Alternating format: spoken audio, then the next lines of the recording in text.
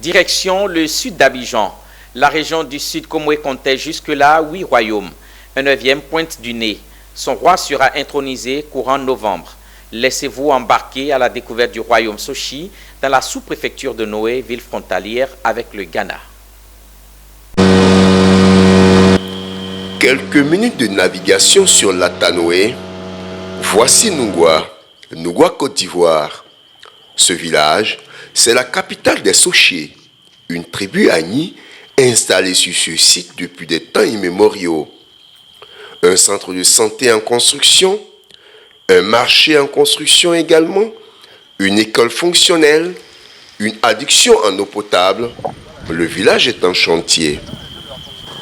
À Nougwa, les activités économiques sont essentiellement agricoles. Palmiers à huile, EVA, café et cacao constituent l'essentiel de cette agriculture. Seulement, la route constitue elle aussi un véritable obstacle à l'évacuation de ces produits. Sur cette colline se dresse majestueux un palais, le palais royal. Les Sochés s'apprêtent à introniser leur roi courant novembre, mais avant, découvrons ce peuple. Les Agni Sochés sont composés de 7 familles. Le chef de famille Mvavele nous reçoit. C'est de cette famille que sort le roi. Nos arrière-arrière-grands-parents sont venus de l'Égypte d'un endroit qu'on appelle Agnoagnoa. Nous avons marché avec les baoulés à différentes étapes jusqu'à ce que nous arrivions ici dans le Soché.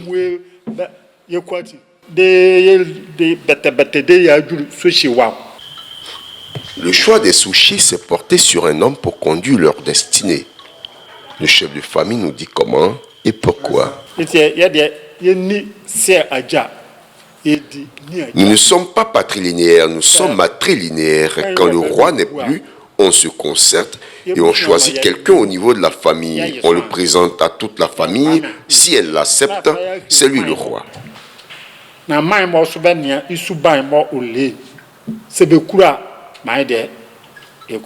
Ce choix est bien accueilli par les différentes couches du village. Et le roi lui-même, c'est un homme de cohésion, de paix,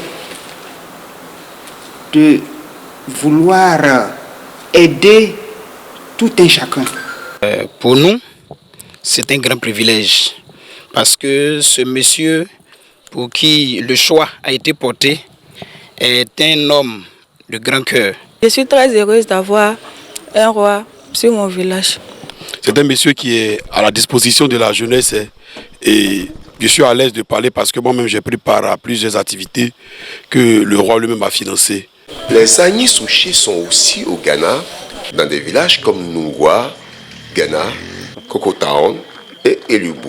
Pour voir le roi, direction Noé.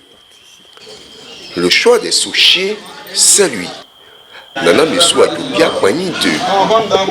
Il arrive à une rencontre avec ses notables. Parmi ces notables, cet homme, le chef du village de Nougwa, Ghana. C'est la Tanoé qui nous a divisés, sinon nous sommes tous du Soché. Chez les Sochés, la reine-mère joue un rôle déterminant dans le choix du roi. Cette dame est la reine-mère du village voisin d'Elubu, un village Soché.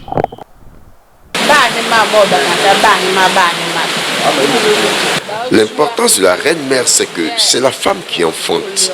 Et lorsque les hommes ont un bien, ils la confient à la femme et ils lui disent « Choisis-toi quelqu'un pour t'aider à l'administrer ».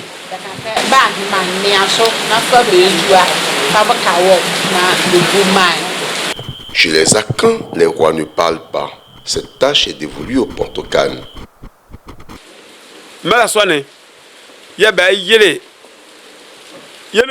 Quand on a perdu l'ancien chef, on nous a présenté ce chef, celui-ci.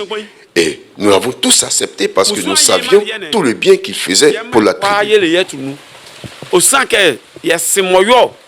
Le royaume est composé de 14 villages. Sa population est faite d'autochtones, mais également de populations venues des autres pays de la sous-région. Ils vivent en parfaite harmonie. Les Sochés recherchent davantage de cohésion et d'harmonie, explique le Portocan.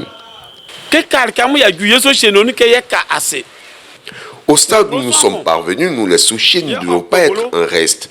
C'est une seule personne qui va à la chasse et qui tue l'éléphant au profit de tout le village.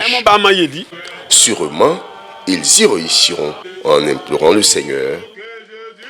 Vérité a sonné dans mon cœur que Jésus soit. Oh, la victoire.